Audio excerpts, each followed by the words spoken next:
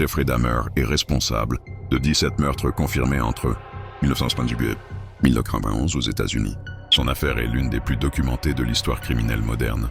Il grandit dans l'Ohio, puis le Wisconsin. Son enfance est marquée par l'isolement, l'alcoolisme précoce et des troubles psychologiques. Ses parents divorcent quand il est adolescent.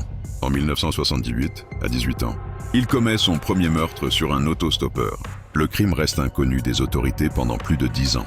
Après une période sans crime connu, il recommence en 1987 à Milwaukee.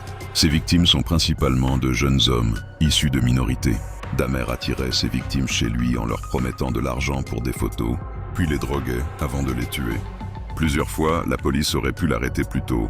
Plainte ignorée, contrôle bâclé.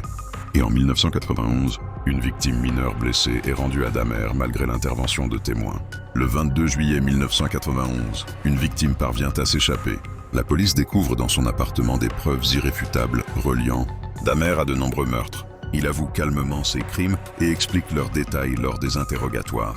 En 1992, il est jugé sain d'esprit et condamné à 15 peines de prison à perpétuité, soit 941 ans.